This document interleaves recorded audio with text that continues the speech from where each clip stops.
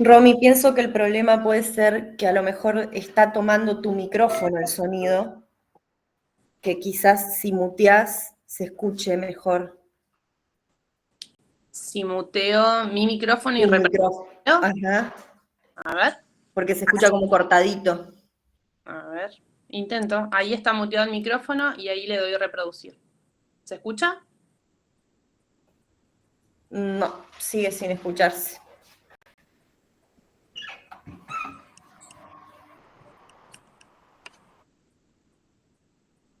Perdón. A ver. ¿Se escucha ahí cuando recién puse a reproducir y muteé el micrófono? No. Bueno, lo dejo entonces al máximo y... Que salga lo que salga. Igual se lee bien, así, o sea, por suerte tiene palabras también.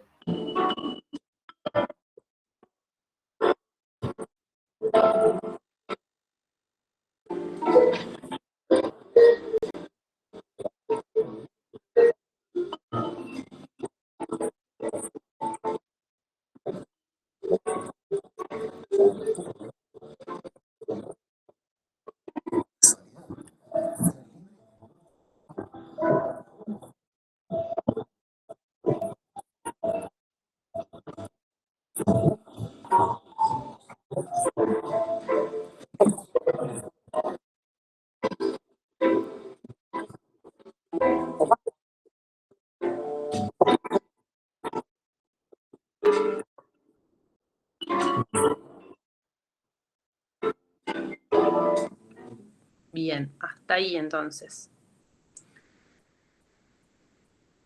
Ahora quiero que ustedes me cuenten, si tuvieran que definir qué entienden por libertad, ¿cómo lo definirían? ¿Qué les parece? La libertad es un término que lo usamos muy habitualmente y lamentablemente por eso está banalizado, ¿sí? Más en los últimos tiempos que hemos escuchado hablar muchísimo de libertad. Es raro que las personas cuando decimos soy mi libertad de esto, mi libertad de aquello, yo soy libre de tal o cual cosa, estemos haciendo una acción a conciencia de qué connotación le estamos dando a esa palabra libertad. ¿Ustedes qué piensan? ¿Qué entienden que es la libertad?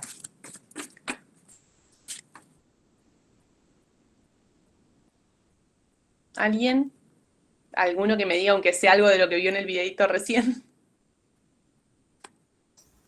Profe, Sí. yo no pude ver mucho el video, o sea, no lo entendí, porque se veía bastante trabado, pero bueno, creo que también es más o menos lo que dice ahí en el Power, o sea, va por ahí. Bien. Sí. Esta es la definición que vamos a usar nosotros, ¿sí? La que está justo en el PowerPoint. La idea un poco de preguntarles era, y mostrarles el video, espero que los otros videos que tenemos para mostrarles se vean un poco mejor, era justamente llamar la atención sobre lo diferente que pueden ser las concepciones de libertad si buscamos gente en la calle y le vamos preguntando qué entiende por ser libre. La mayor quizás lo defina la libertad por oposición a la esclavitud, ¿sí? Podría ser que gran parte de la población que entrevistemos a una entrevista aleatoria libre es la contraposición de ser esclavo. Libre en cuanto, ¿no? Quizás en el último tiempo es la definición que se encuentra como más en boga y que más difundida. Ustedes que cursaron bioética, la tuvieron a luz, esperemos que hagan alguna reflexión acá al momento de definir qué es la libertad y la autonomía, porque ya tienen otra base teórica. Pero bueno, para nosotros la libertad, y ahora ir retomando lo que dijo la compañera recién, para ponernos de acuerdo qué vamos a entender nosotros por libertad, la vamos a entender como esta prerrogativa reconocida a todos los seres humanos, que implica la posibilidad de elegir la forma de actuar de manera responsable en el marco de una sociedad. Si es el requisito ineludible o la condición sine qua non para el ejercicio de la autonomía. La autonomía siempre la entendemos como esta capacidad de autogobierno, ¿sí? De decir qué queremos hacer, cómo nos queremos conducir en el marco de nuestras interacciones sociales, haciéndonos cargo de las consecuencias que eso genera. ¿Qué requisitos van a tener que estar presentes en una acción para que nosotros digamos que es autónoma. En primer término, ya lo dijimos, la libertad, sí, que la acción o decisión no sea forzada y esté desprovista de condicionamientos, coacción o coerción. Algo de esto ya vimos en la unidad 3 cuando hablamos del principio de autonomía y también veíamos qué requisitos debían estar presentes para pensar las condiciones de la autonomía. El segundo requisito es que haya existencia de opciones reales, ¿sí? Si yo estoy transmitiendo opciones de tratamiento a un paciente y le estoy diciendo que, por ejemplo, las opciones de tratar su cáncer son un tratamiento de quimioterapia que se ofrece en el hospital o una droga experimental que está desarrollando un laboratorio X en Beijing, que todavía no hay resultados, ni están publicados los papers, ni nada por el estilo, y esa segunda opción no es una opción real, ¿sí? De acceso de esta persona, porque ni siquiera está difundido, ¿sí? Entonces, ahí, en ese tipo de cuestiones vemos dónde está la realidad de la opción, ¿sí? Puede ser que esa droga experimental eventualmente se configure o se constituya en una opción, pero hoy la realidad es que para acá, para los tratamientos en la Argentina, esa droga es inaccesible, entonces no es una opción real. Y la tercera es que haya información, ¿sí? Que es necesario poseer toda la información relevante para tomar una decisión. ¿Qué consecuencias genera el reconocimiento de la libertad y la autonomía? Que ahora los pacientes pueden aceptar, rechazar las terapias o procedimientos médicos o bien revocar la manifestación de voluntad. Es básicamente arrepentirse, ¿sí? Decir, yo iba a hacer el tratamiento de quimioterapia, me fui a mi casa, lo pensé bien, lo medité 1 o 2 días o 20 minutos y me arrepentí, no lo quiero hacer. Entonces, eso implica revocar una manifestación de voluntad ya dada. Si lo pensamos, entonces, la consecuencia en el impacto que tiene el modelo de atención es ineludible, ¿sí? Porque justamente modifica la forma en que se constituye esa relación o que se desarrolla ese vínculo médico-asistencial. Ya ni los objetivos ni los cursos de acción pueden ser trazados o definidos por una sola persona. Ahora necesariamente involucran al otro y este otro es el paciente. Bien. Profe, tengo una consulta ahí. Sí, escucho. No sé si se puede, pero ¿qué pasa si la persona se arrepiente de dar su consentimiento luego de que le hayan hecho, por ejemplo, una cirugía o un tratamiento? Claro, no. Luego, o sea, siempre el momento es previo al desarrollo de la práctica que se trate, ¿sí? Después, si yo me arrepentí y ya la práctica se materializó, eventualmente podríamos ver, estoy pensando por qué se podría arrepentir alguien, probablemente porque el resultado no haya sido el esperado. Y ahí lo que podríamos ponernos a pensar es si la información fue dada, ahora vamos a ver qué requisitos tiene que tener la información, si la información fue dada con todos los recaudos necesarios para que esa persona pudiera tomar la decisión que tomó de manera consciente y responsable, ¿sí? Porque si aparece algún defecto en la información, eso puede impactar la decisión que tomó la persona, pero si en su momento la decisión, o sea, la información fue correcta y la decisión se tomó y después de realizada la práctica se arrepiente, bueno, eso es una contingencia que puede pasar, pero no afectaría en principio la validez de ese consentimiento informado que se dio en su oportunidad. Buenísimo, gracias. Bien. Vamos a ver ahora el derecho a la información y espero que puedan ver, porque si no se los voy a tener que colgar. Los otros videitos están todos reseñados en el PowerPoint que tienen colgado, pero esto lo encontré el otro día cuando estaba pensando cómo empezar a hablar del derecho a la información y encontré este videito de Dr. House. A ver si se reproduce.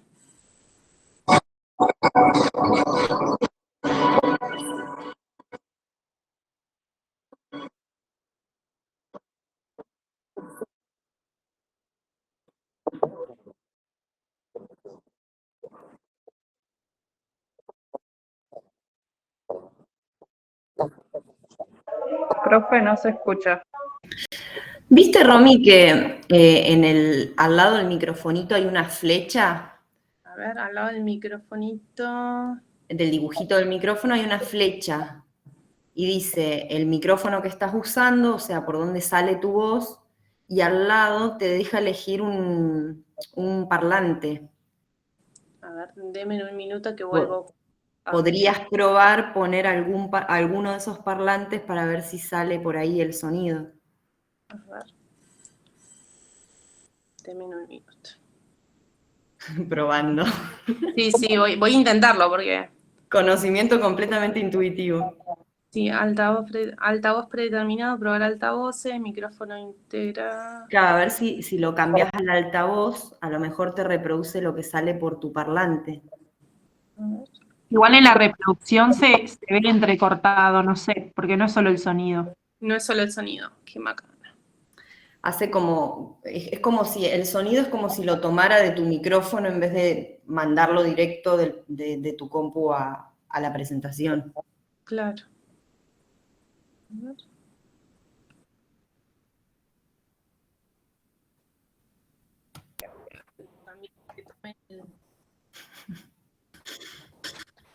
No.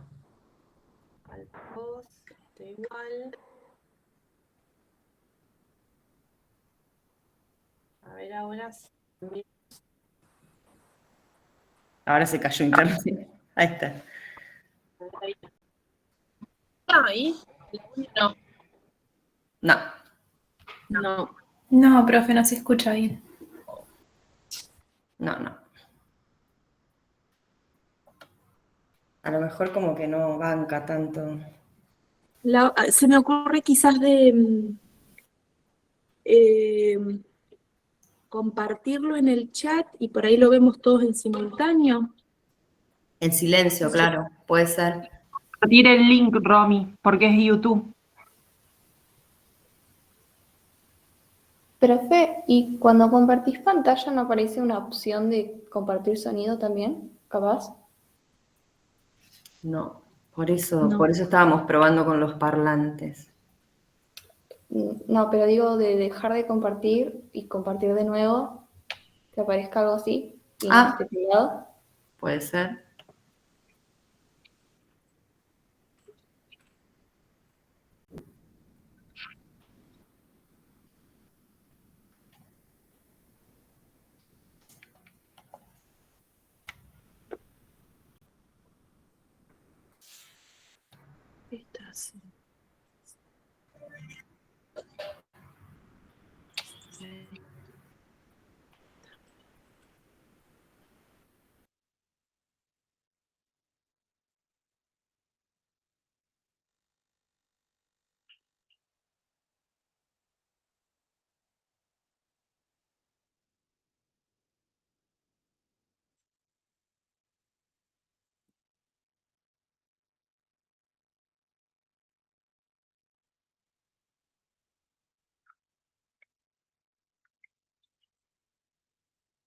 Ahí no se te escucha, Romy, ¿eh? Si estás hablando.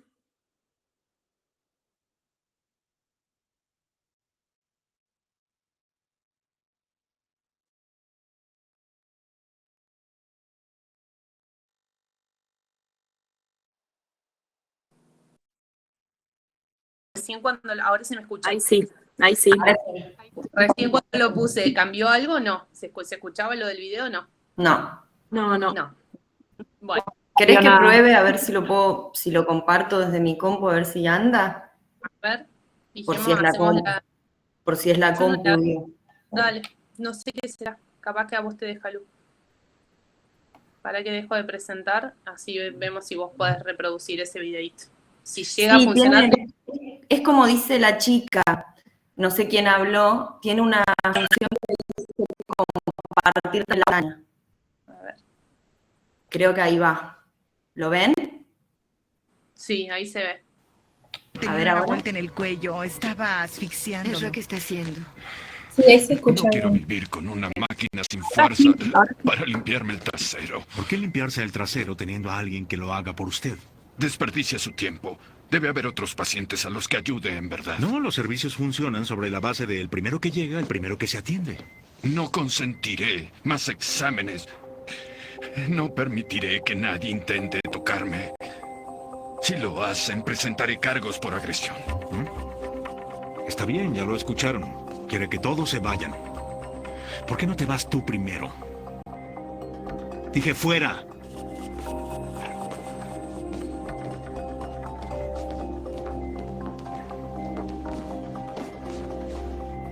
Usted vino a mí, no yo a usted.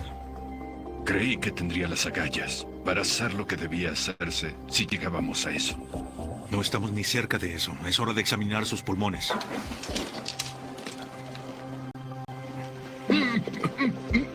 Respire. Tendrá que exhalar alguna vez.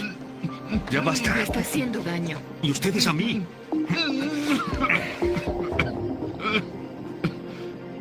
Bueno, no quiere ayudarnos, no lo ayudaremos. Sus pulmones se llenarán lentamente de fluidos. Jadeará para atrapar cada aliento, pero no podrá. Cada respiración será petrificante.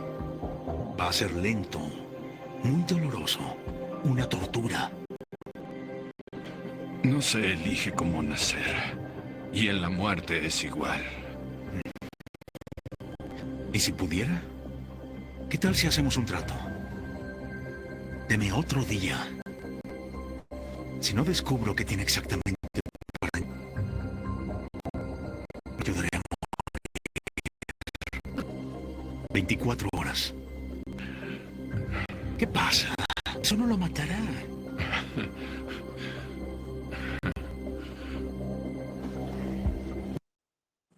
Bueno.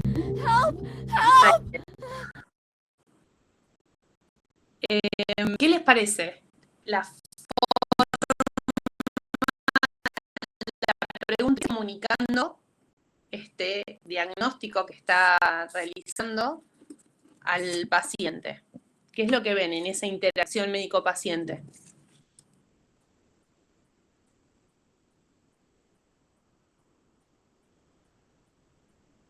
¿Les parece que está bien? ¿Les parece que está mal? ¿Ustedes se imaginan transmitiendo así el día de mañana? Parece como que es una comunicación medio amenazante. Bien, es casi extorsivo lo que le está haciendo. Claro. Lo está condicionando un poco más. Bien. ¿Le está diciendo mentiras? Posiblemente no. Posiblemente no, pero decir la verdad implica utilizar cualquier forma de comunicación o nos autoriza a utilizar cualquier forma de comunicación o cualquier recurso comunicacional en este caso. No. Bien. ¿Algo más que hayan advertido? Que Es como... él se arrepintió también, de eso es lo que hablábamos recién. Como que fue y después se arrepintió de lo que se iba a hacer. Ajá, bien. El paciente. Sí, sí. Sí, bien. Brisa, me parece que vos estabas por hablar y justo se No, superpuso. que yo estaba pensando que es como que se contradice el derecho de la libertad que habíamos dicho que no tiene que haber coacción con la información. Es como, vos tenés que dar la información, pero si estás generando coacción, entonces no estás respetando otro derecho que también es importante. Bien, sí. Sí, hay una cosa como de manipulación ahí del Dr. House, de te digo todo esto y te lo digo de esta manera porque en definitiva quiero que me des más tiempo. O sea, la intención de él es clara, o sea, no quiere, en este caso, ayudarlo a morir, que era lo que el paciente pretendía, ¿sí? Y ahí entonces, esto, ahora sí nos vamos de nuevo al Power. A ver que volvamos. Vamos a ver. Acá, el derecho a la información es un derecho entonces que va a aparecer estrechamente vinculado al derecho a la libertad y a la autonomía. De hecho, era uno de los requisitos del ejercicio de la libertad y la autonomía. Y lo vamos a entender como esta facultad o prerrogativa de acceder a toda la información atinente a la salud, condición médica y aquella contenida en la historia clínica. Y acá aparece entonces con el tema de los requisitos un poco la respuesta a esta pregunta que viene flotando en el aire, si cualquier información que demos al paciente cumple con el derecho a la información, o no, ¿sí? Y si las formas impactan o no en tener por reconocido o por vulnerado ese derecho a la información. Vamos a ver que esta información tiene que ser transmitida con ciertos recaudos, con ciertos resguardos, para que nosotros podamos decir que efectivamente el derecho a la información fue reconocido y no fue vulnerado. En primer término, esta información tiene que ser veraz, ¿sí? Esto es conforme a la verdad, por eso yo les preguntaba, ¿está diciendo mentiras o no? En principio parecía que no le estaba diciendo ninguna mentira. Y precisa, ¿sí? Pero acá el tema de la precisión aparecía medio difuminado en la forma en que estaba transmitida la información al paciente. No daba mucho más precisión de tiempos, de por qué iba a estar pasando eso que el Dr. House le vaticinaba o le advertía que iba a pasarle. La información además tiene que ser completa, ¿sí? Y esto incluye toda la información que se encuentra disponible o a la que tendría acceso un médico idóneo y diligente según el estado del arte o de la literatura médica, así como ventajas, beneficios, alternativas, riesgos comunes, etc. Nada de esto parece que está en el videito que vimos recién. No hay ni exposición de ventajas, beneficios, alternativas. Todo esto se lo comió el Dr. House al momento de transmitir la información. Y hablamos además de esta información disponible, que esto es un concepto que por ahí necesitamos aclarar. Le vamos a pedir a un médico de un hospital de Neuquén que esté al tanto de las drogas experimentales que se están desarrollando en los laboratorios de Beijing. No, ¿sí? Ese tipo de conocimiento o ese tipo de actualización no se lo vamos a requerir a los médicos de acá, pero sí le vamos a requerir que estén actualizados de cuáles son los tratamientos gold standard que veíamos en la clase 5 y aquellos que están aprobados, ¿sí? Entonces, un médico no puede estar proponiendo como tratamientos terapéuticos cosas que ya se dejaron de utilizar. Entonces, sí le vamos a requerir que esté actualizado con lo que se está usando de manera generalizada y aprobada por los ministerios. Sobre eso sí tiene que tener conocimiento y actualización. No vamos a exigirle de esa actualización de lo último que está aconteciendo en el mundo académico o en los laboratorios o por dónde están yendo las líneas investigativas, porque eso sería un exceso. Si no hace a un médico idóneo y diligente. Esa es la referencia de idoneidad y diligencia. La información además tiene que ser clara y esto implica que sea comprensible para el paciente. Y acá abro un paréntesis que lo digo todos los años, los médicos y los abogados tenemos el mismo defecto de profesión, que es que hablamos un lenguaje casi críptico, ¿sí? Nos entienden los que se dedican a lo mismo que nosotros y nadie más, porque solemos hablar con muchísimos tecnicismos, con palabras difíciles, de manera enredada, ¿sí?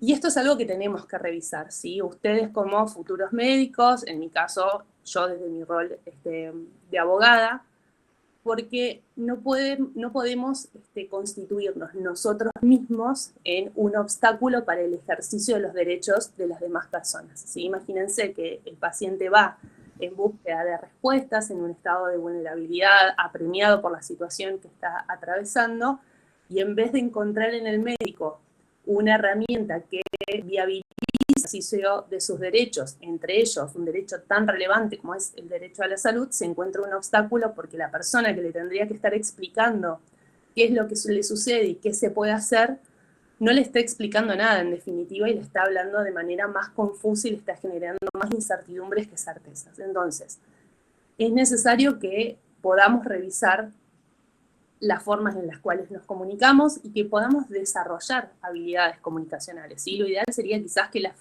ustedes tuvieran alguna materia específica que implicara la formación de habilidades comunicacionales en las carreras de grado. Pero como eso hoy no está, eso no quita que no sea un deber ético que ustedes se preocupen y se ocupen por irlas desarrollando, ¿sí? Ir adecuando la forma en que se comunican con el paciente, teniendo en cuenta las características de la persona que tienen sentada enfrente.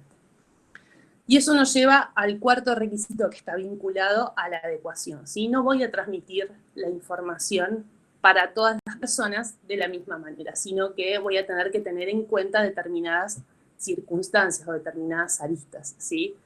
Voy a tener en cuenta las particularidades que tiene la persona que tengo sentada enfrente, cuál es su cultura local, su edad, su formación, su estado emocional, ¿sí? Si la persona se encuentra atravesado, ¿no?, por un momento en el cual me está entendiendo lo que yo le estoy diciendo, o es tal el grado de abrumación que no puede comprender porque no me está prestando atención, porque está totalmente impactada por, no sé, el diagnóstico que le acabo de dar, ¿sí? O por el dolor que está sintiendo, el dolor físico, el dolor psicológico que está sintiendo. Esas cuestiones van a tener que ser ponderadas momento a momento. Voy a tener que evaluar qué tipo de información le doy, con qué nivel de detalle o tecnicismo, cuánta información le doy en el momento, o si es mejor secuenciar y dosificar esa información que le tengo que transmitir a lo largo del tiempo, justamente para favorecer este proceso de comunicación. Todas esas decisiones las van a ir tomando ustedes en función, obviamente, de las características del paciente y de la experiencia que vayan adquiriendo, ¿sí? Hoy no les podemos decir de manera anticipada si se encuentran con un paciente de sexo, formación. El derecho a la información tiene que ser explicitado de esta manera y darle como un punteo de 10 pasos. Son cuestiones o habilidades que ustedes van a ir desarrollando. Pero es importante que al menos hoy se vayan con esta idea, ¿sí? La información al paciente yo la tengo que ir adecuando. Y adecuarlo implica tener en cuenta esas características que particularizan al otro que tengo sentado enfrente. Y lo último, por ahí que acá no está, pero que sí corresponde aclararlo, el derecho a la información tiene que ser cumplido por el médico tratante, ¿sí? Es el médico el que tiene que dar la información sobre diagnóstico, alternativas, pronósticos al paciente, no otra persona. Y en esto, por ahí, les cuento una anécdota que me pasó a mí, que ayer pensando que tenía que cambiar la anécdota, porque siempre les contaba la misma de cuando me había quebrado el pie, pensaba que otra anécdota tenía para contarles y por un poco explicitar estas características del derecho a la información. Y la anécdota que siempre contaba era lo que debía hacer, cómo el médico se había portado muy bien en esa ocasión y cómo me había transmitido a mí en lo personal muy bien la información con respecto a lo que me estaba pasando y cómo había advertido que yo no estaba en un momento para que me siguiera dando información de golpe, y él empezó a dosificarla. Y ayer pensando me acordé de otra, de lo que no debe ser. Y esto que no debe ser, lo que me ocurrió fue que estaba acompañando a un familiar a hacerse un estudio de rutina, como es una colonoscopía a partir de determinada edad, y en el desarrollo de ese estudio detectan tumores cancerígenos. Entonces, mientras el familiar salía de la anestesia, a mí me informan esta situación.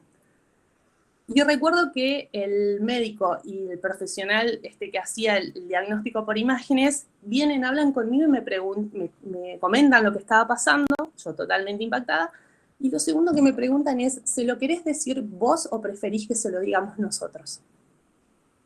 Y yo obviamente en ese momento, además del impacto, dije, no, díganselo ustedes, porque esta persona sabe de biología y me va a matar a preguntas y yo no voy a tener herramientas para comentarle ni responderle nada. Pero el fundamento de mi respuesta fue ese, no porque me estaba dando cuenta que era algo que no me correspondía, ¿sí? Esa pregunta ni siquiera debió haber existido en este contexto, a eso es lo que voy. Ellos nunca debieron llegar a la instancia de preguntarme a mí, en mi condición de familiar, si era yo la que quería dar ese tipo de información a la paciente. La paciente era de ellos, ¿sí? Entonces esto tiene que quedar muy claro. Quien tiene que dar la información, buscar la forma, preguntarle al paciente si quiere estar acompañado o no, buscar, evaluar de qué manera van a comunicar el diagnóstico, por más grave que sea, tienen que ser los profesionales sanitarios. Y en esto, ese intento de terciarizar la comunicación con un familiar no corresponde. Y por último, el derecho a la información alcanza tanto el derecho a ser informado como el derecho a no ser informado, ¿sí? La persona, así como tiene derecho a acceder a todo esto, puede decir, yo no quiero enterarme de nada, y comuníquenle las cosas, por ejemplo, a este familiar, que podría haber sido la situación, para no enterarse o no estar al tanto del detalle o lo que le va sucediendo. Bien. ¿Hasta acá alguna duda o consulta o comentario? ¿Algo que me quieran decir? Recuerden que no los estoy viendo, así que alguien por favor active el micrófono y me dice sí o no. Por el momento no, profe. Bien. Seguimos entonces. Con todo este background teórico del reconocimiento al derecho a la libertad y la autonomía y por otra parte el derecho a la información, llegamos a esta figura que es la vedette de las figuras en esta unidad, que es el consentimiento informado. ¿Sí? El consentimiento informado es de alguna manera la consecuencia del reconocimiento de aquellos derechos. Como reconocemos esos derechos, aparece la herramienta que los instrumentaliza, que es el consentimiento informado. Lo vamos a definir como un proceso, ¿sí? No es un solo acto, no es un solo momento, es un proceso, por eso hacemos hincapié en que puede desplegarse a lo largo del tiempo, por el cual un paciente brinda su conformidad o rechazo con la propuesta médica, diagnóstica o terapéutica, luego de recibir información completa, adecuada, clara y precisa, acerca del diagnóstico, el mejor tratamiento disponible, las alternativas, los beneficios, riesgos esperados y el pronóstico. ¿Para qué buscamos que la persona dé su consentimiento informado?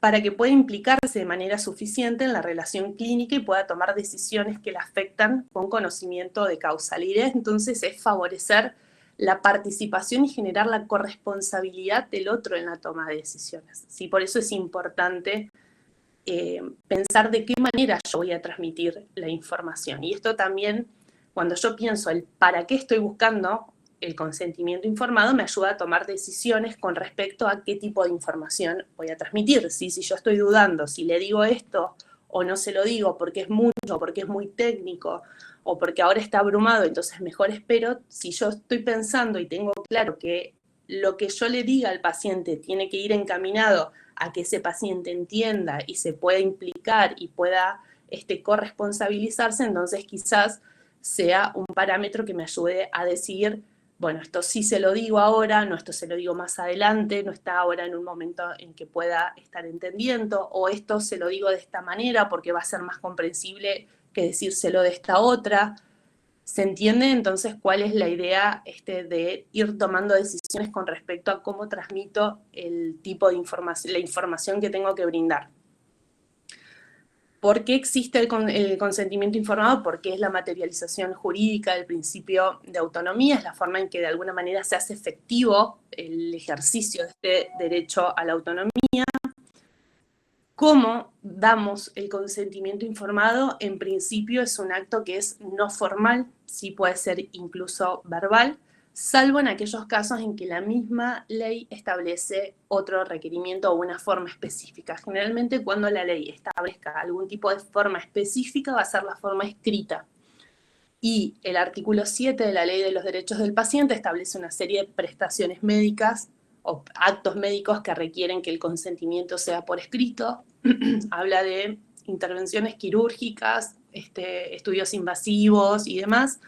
Y, por ejemplo, el artículo también 7 de la ley de IBE también prevé que ese tipo de acto médico requiere que el consentimiento informado sea por escrito. Entonces, la regla general es que es verbal, la excepción es por escrito cuando la ley así lo establece. Y acá un poco aparece lo que habíamos hablado hace un momento a raíz de la intervención de una de las compañeras, que es el consentimiento informado sea siempre de manera previa, ¿sí?, a la realización del acto. ¿Cuándo no vamos a requerir el consentimiento informado y vamos a poder obviarlo? Cuando hay riesgo para la salud pública o cuando hay una urgencia que implique riesgo para la vida del paciente, ¿sí?, pero que sea una urgencia que se genera por una situación súbita, es decir, repentina, y que es necesaria sí o sí la intervención con respecto al paciente, al menos para estabilizarlo, ¿sí? Si después se requieren otro tipo de intervenciones, eso ya va a caminar por un camino separado, ¿sí? Ahí ya sí, probablemente esperemos estabilizar al paciente y después recabar el consentimiento para avanzar con otro tipo de tratamientos o actuaciones, ¿sí? Pero a ver cómo lo digo, la actuación que está habilitada sin el consentimiento informado es aquella que tiende a evitar que la persona se muera, ¿sí? Cuando está en riesgo la vida, entonces yo actúo sobre el paciente aún sin tener su consentimiento porque la idea es ponerlo a salvo o estabilizarlo. Después vamos a ver cómo continuó, si continuó o no con otro tipo de tratamientos. Profe, una consulta. ¿A qué circunstancias se refiere con los riesgos de salud pública con respecto a las excepciones del consentimiento informado? Con, por ejemplo, lo que pasó en pandemia, sí que ahí no son, bueno, ahí eran intervenciones provenientes del ministerio, pero si nosotros nos ponemos a pensar en esa situación, no nos preguntaron a uno por uno si queríamos estar, por ejemplo, en cuarentena o no. Fue una medida que fue dispuesta por el gobierno, que nosotros no estábamos habilitados a consentir o no, involucrado en nuestra salud, pero no estábamos habilitados para consentir o no consentir puntualmente la medida. Sí se dispuso de forma general y obligatoria porque había un riesgo supremo o generalizado para la población, entonces no se nos preguntó a uno por uno, ¿sí? Ah, bien, gracias. Bien. Seguimos con el tema del consentimiento informado y nos preguntamos ahora quién, ¿sí? ¿Quién es la persona que debe otorgar el consentimiento informado? Entonces, la regla general es que el consentimiento informado es personal, ¿sí? Va a ser siempre brindado por el sujeto involucrado, el paciente, en todas aquellas situaciones que es competente. Y acá llegamos a una palabrita que es clave para nosotros y que es pregunta de examen parcial, es pregunta de examen final.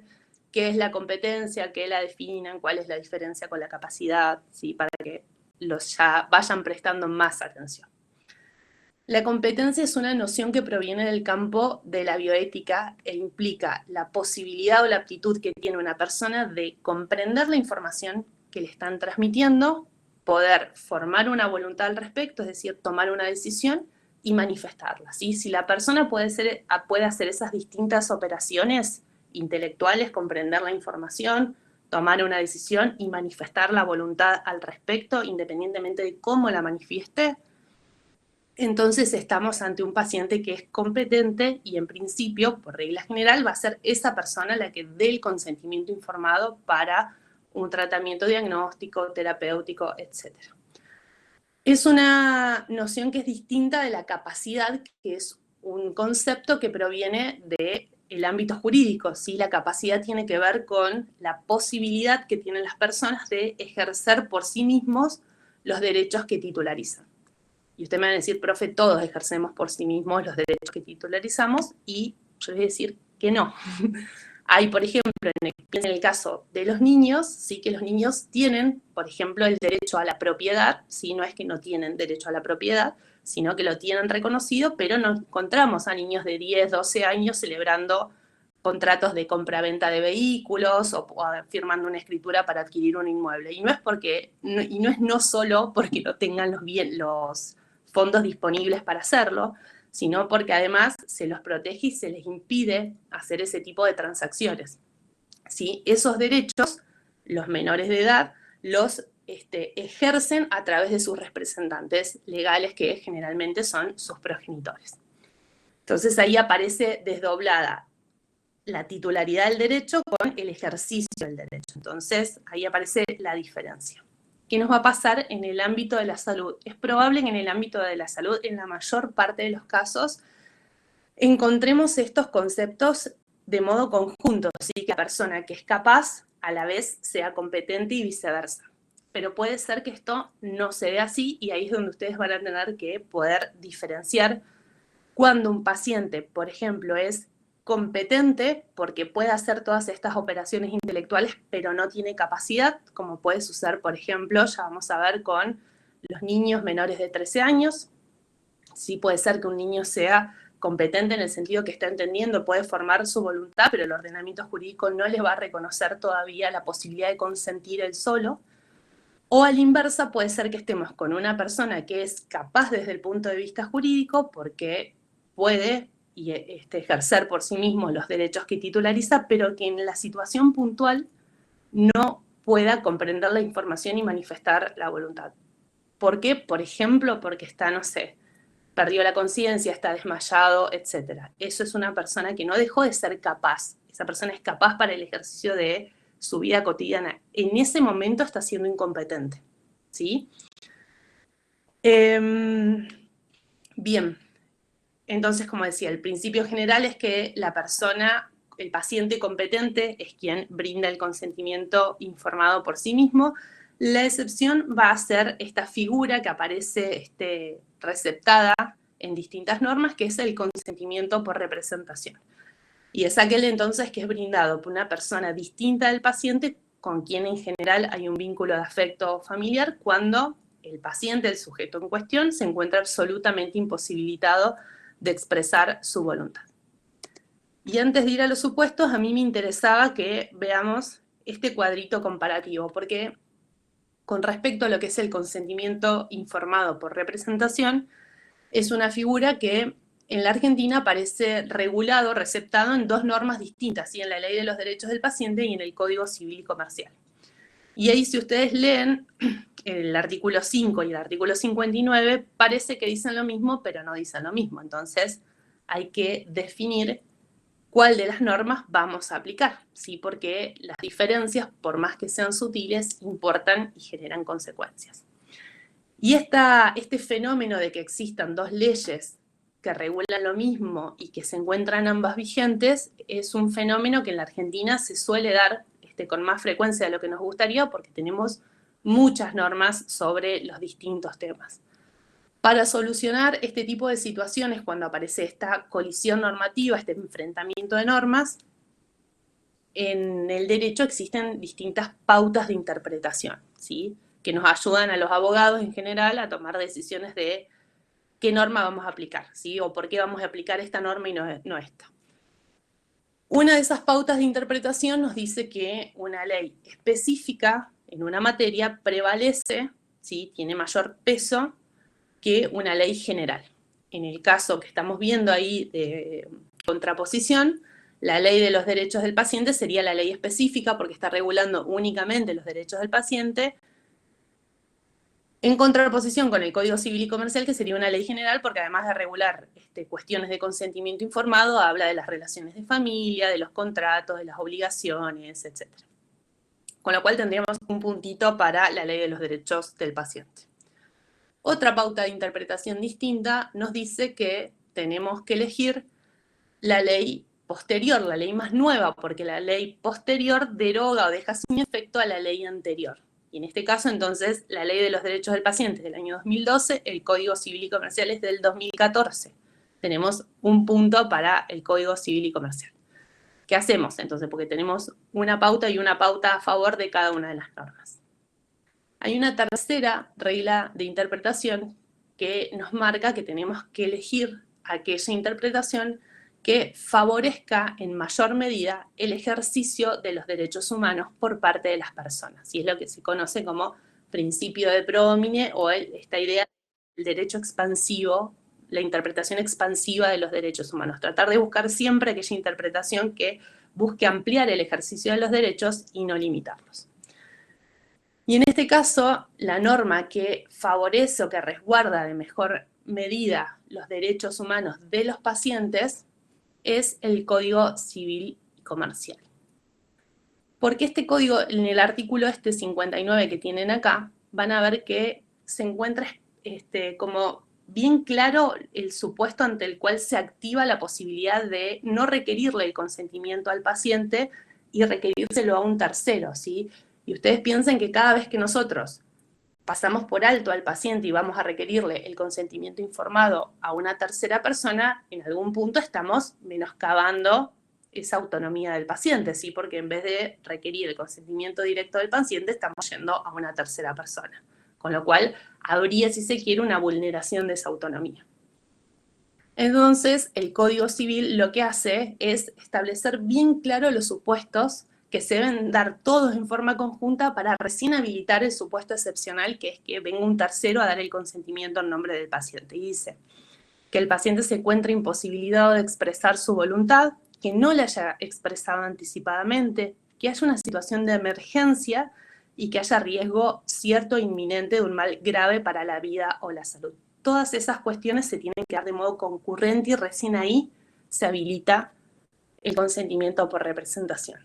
¿Dónde aparece la trampita en la Ley de los Derechos del Paciente? Y por eso entendemos que es una forma de regularlo que no respeta de la misma manera la autonomía del paciente como lo hace el Código Civil y Comercial, en esta frasecita que aparece acá y que dice según el criterio del profesional tratante. Fíjense que la Ley de los Derechos del Paciente dice que habrá consentimiento por representación cuando el paciente no sea capaz de tomar decisiones según el criterio del profesional tratante, y ahí habilita otros supuestos. Pero el hecho de que la norma permita que sea un solo médico, de acuerdo a su propio criterio, el que defina que el paciente que tiene enfrente no está habilitado para dar el consentimiento informado, sin dar mayores explicaciones o sin colocar mayores recaudos, implica de alguna manera que estamos sacando el paternalismo por la puerta, el paternalismo médico, y lo estamos dejando entrar por la ventana, ¿sí? Porque nada me garantiza a mí que ese médico va a tener los recaudos que la norma, por ejemplo, vino a colocar en el artículo 59 del Código Civil y Comercial. Ahí es donde aparece la trampita. Y volvemos entonces, nosotros nos vamos a quedar con esa segunda interpretación más restrictiva de cuándo es posible el consentimiento informado por representación, que es la que propone Eleonora Lam, que es la autora que ustedes tienen para leer en el material obligatorio. Y vamos a decir que este consentimiento informado por representación opera en estos dos supuestos, ¿sí? Cuando el paciente se encuentra absolutamente imposibilitado para expresar su voluntad y además hay una situación de emergencia con riesgo cierto e inminente de un mal grave para su vida o de salud. Si esta situación de emergencia no está, no procede el consentimiento informado por representación, por más que el paciente se encuentre absolutamente imposibilitado, ¿sí? Y el segundo supuesto es niños, niñas y adolescentes menores de 13 años, ya vamos a ver qué pasa en esos casos, y personas declaradas incapaces. Bien, hasta acá, ¿alguna duda o consulta, algo que me quieran comentar de lo que acabamos de ver? ¿Algún comentario?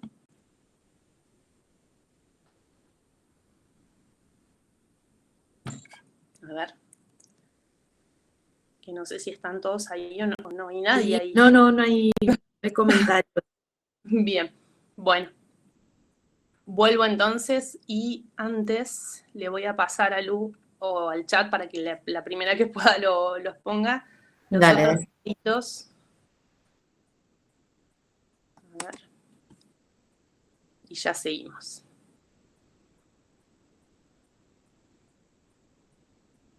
Porque así los reproducen ustedes cuando lleguemos ahí.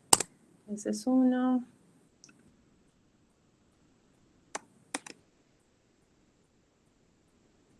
Este es el otro.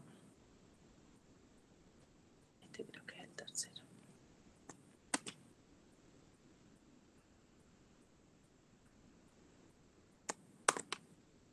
Bien. Vuelvo entonces al Power. Ahí se ve de nuevo el PowerPoint, ¿no? Sí. Sí, profe, se ve bien. Perfecto. Llegamos entonces a lo que es el consentimiento informado de los grupos vulnerables. Y cuando hablamos de grupos vulnerables, hablamos de estos grupos poblacionales que por su condición o sus características específicas, el ordenamiento jurídico les viene a proporcionar un plus de protección, ¿sí? Esos que veíamos en las convenciones, en la primera diapositiva, donde lo que hace la norma básicamente es tratar de implementar ajustes y normas adicionales, justamente procurando que estas personas puedan ejercer sus derechos en igualdad de condiciones que el resto. Hay otros grupos vulnerables, nosotros nos vamos a ocupar acá solamente de estos tres, que son niños, niñas y adolescentes, personas con discapacidad y adultos mayores, ¿sí? Y acá por ahí lo que nos interesa marcar es esta idea de vulnerabilidad que trabaja la doctora Florencia Luna, que es la directora de Flaxo, de la maestría de bioética de Flaxo Argentina, que ella dice la vulnerabilidad no es algo que esté o no esté, sino opera en compartimientos estancos, no es que soy vulnerable o no lo soy, sino que opera con esta lógica de capas que se van superponiendo y dificultando el ejercicio de los derechos para las personas, ¿sí? No es lo mismo ser una persona con discapacidad que ser una mujer con discapacidad, que ser una niña con discapacidad, ¿sí? Que ser una adulta mayor con discapacidad que además vive en un barrio periférico, que no tiene, ¿sí? no sé, la escuela primaria completa, ¿sí? Todas esas cuestiones van constituyendo capas que se superponen y que agregan barreras dificultando el ejercicio de los derechos. Por eso es importante tener esta idea de cebolla que se va armando alrededor de las personas, porque nos ayuda a pensar las formas de ir desarticulando esas barreras y esos obstáculos que se van conformando alrededor de las personas. El ordenamiento, como decía recién, el ordenamiento jurídico nacional e internacional lo que procura es remover esos obstáculos, y siempre la idea es favorecer el ejercicio de las libertades y la autonomía individual por parte de estas personas, como modo de resguardar su dignidad.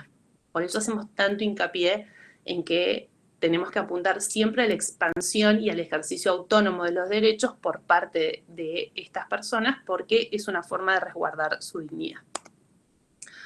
Ahí sí, no sé, Lu, Ani o Ros, si alguna puede poner el primer videito, que es el de niños, niñas y adolescentes.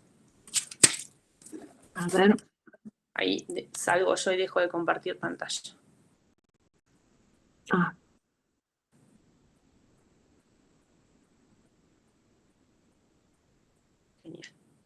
¿Estamos para arrancar? Dale, empecemos. Grabando. ¿Dónde nos habíamos quedado? Hablábamos de la ley que protege nuestros derechos. ¿Sabían que cumple 15 años? Con ella, muchas normativas se modificaron para reconocer y ampliar nuestros derechos. Nuestros derechos son indivisibles y están relacionados entre sí. Eso quiere decir que no hay uno más importante que el otro. Si uno de ellos se ve afectado, también se afectan los demás. Todas, todos y todes tenemos el poder de ejercer todos nuestros derechos. Pero, ¿y eso cómo sería? Y, por ejemplo, yo de que tengo 14, decidí entrar sola a las consultas médicas. Yo todavía prefiero que me acompañen. Ahora que tengo más de 16, también estoy pensando en hacerme un tatuaje. Entiendo, podemos decidir. ¿Pero decidir es un derecho? A medida que crecemos, podemos tomar decisiones sobre las cosas que nos afectan. Es nuestro derecho. También tenemos derecho a estudiar y a recibir ayuda para hacerlo. Como una compañera de la escuela que está embarazada, ella tiene derecho a seguir viniendo y pide una beca que le ayuda un montón. Como mis vecinos, ellos pidieron una beca porque su familia está sin trabajo. Nuestra identidad también es un derecho, ¿no? Mi hermana tiene nuevo DNI, figura con su identidad de género autopercibida. Sí, y también tenemos derecho a que no nos discriminen. Con un grupo de amigues estamos organizándonos. Vamos a armar un posteo para denunciar los boliches que no nos dejan pasar a todos. También pueden contarlo en un programa de radio o de tele. Participar y hacernos escuchar en los medios también es uno de nuestros derechos. Tenemos muchos derechos, pero ¿qué hacemos si uno de nuestros derechos no es respetado? Como hablábamos antes, existen organismos del Estado y equipos de trabajo que se dedican especialmente a la promoción y protección de nuestros derechos. En estos lugares tenemos que pedir ayuda cuando alguno de nuestros derechos no se cumple. Podemos acercarnos a pedir ayuda a nosotros, nuestras familias o alguien que nos conozca y sepa que estamos en una situación difícil. También pueden hacerlo las instituciones como escuelas, clubes u hospitales. A ellas también podemos recurrir a pedir apoyo. Y también existen las líneas telefónicas de ayuda, como la 102, que está preparada especialmente para atender nuestros llamados. En todos los casos, tienen que escucharnos y darnos contención para contar todo lo que nos pasa. Es importante que podamos opinar, sacarnos dudas y pedir lo que necesitemos. Los equipos que trabajan en estos organismos tienen que acompañarnos y ayudarnos a resolver todo lo que sucede, cuidarnos y escuchándonos en todo momento. Esto es ejercer nuestros derechos. Terminamos de grabar, ¿no? ¿Corto entonces? Falta algo. ¿Compartirlo? Exacto. ¿Y si lo subimos ya? Dale. Bueno. Gracias, Lu. La idea de mostrarles este videito, que es un videito que hizo la CENAF, que es la Secretaría de Protección de Infancia y Adolescencia de la Nación, con motivo de conmemorar los 15 años de la Ley de Protección de los Derechos del Niño, era justamente mostrarles que en el videito aparecen algunas cuestiones que vamos a ver ahora y otras que hemos venido conversando, como esta idea de derechos humanos interdependientes, ¿sí? E indivisibles. Vieron que en un momento dice los derechos son indivisibles, en el sentido de que si se afecta a uno se va a afectar el resto.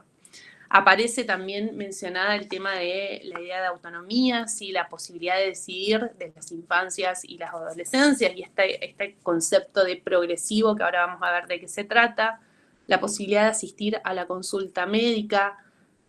Aparece también el hospital como un espacio de protección de las infancias y las adolescencias. Y esto no es una cuestión menor, sí que justamente se visibilice los espacios de salud o los centros de atención de salud como espacios a los cuales las infancias y las adolescencias pueden acudir en búsqueda de asesoramiento, de consulta. Y nos carga a todos aquellos que interactuamos con niños y adolescentes con esta obligación de escuchar, de estar atentos a la opinión y de proporcionar acompañamiento. Y ahora, ahí ya volvemos al Power. Profe, olvidé anotar. Ah, bien, ahí está anotado la registro. Bien. Y luego estás compartiendo pantalla todavía, que a mí no me aparece el... No. A ver, ¿qué es esto? Volver a mostrar. A mí me sale que Romina está compartiendo. Sí, vos, Romy. Yo me voy entonces acá. Listo. ¿Y por qué estás doble? No. Ahí se volvió a ver el PowerPoint. Sí, pero te veo doble también. Como que se ve otra Romina Segura, como tenés un doble, que ahí sí se ve que estás compartiendo el Power, pero no figura en la pantalla general. A ver, no sé qué toque. A ver, me fijo si te puedo... Disculpas por los inconvenientes técnicos. Esta es mi primera vez en Meet, ¿no? A ver, te voy a quitar. Para, ahí dejo de compartir y ahí voy de nuevo. Quizás fue el problema ese.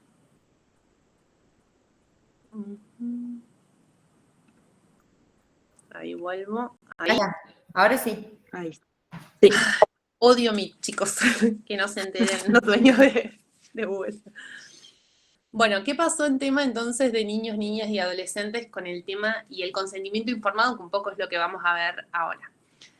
En este aspecto, con la Convención de los Derechos del Niño en el año 1989, opera un cambio de paradigma, ¿sí? Pasamos del paradigma anterior, que era lo que se conocía como modelo tutelar, en donde los niños y los adolescentes eran vistos como un objeto de protección, similar a lo que ocurría con el modelo asistencial y el modelo paternalista, donde el paciente es visto como un incompetente moral.